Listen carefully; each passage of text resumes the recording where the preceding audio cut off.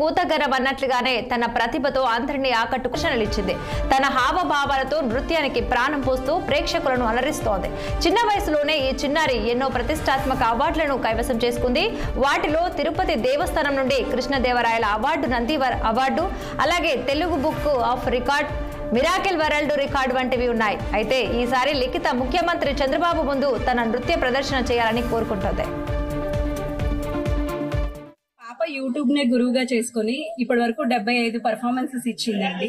Nandi award, Telugu Limca book record, ఈకిడ్ record, miracle world record, Chennai, Bengaluru, Tamil Nadu, Rajahmundry, Vizag, Vijayawada, Nellore, Tirupati, ఇలా చాలా ప్లేసెస్ లో తన పర్ఫార్మెన్స్ ఇచ్చింది. అందరూ అప్రిషియేట్ చేస్తారండి. యూట్యూబ్ లో కూడా ఇంత మంచి పర్ఫార్మెన్స్ ఇస్తుంది అని చెప్పేసి అందరూ ఎంకరేజ్మెంట్ బాగా ఇస్తారు పాపకి. పాప ఎందుట్లో డాన్స్ కాంపిటీషన్స్ లో పార్టిసిపేట్ చేసినా టాప్ 5 లోనే వస్తుందండి. స్కూల్ నుంచి కూడా పాపకి ఫుల్ ఎంకరేజ్మెంట్ ఉంటుంది. ఎస్పెషల్లీ వాళ్ళ ప్రిన్సిపల్ సార్ భాషా గారు చాలా ఎంకరేజ్ చేస్తారు, క్లాస్ టీచర్స్ కూడా.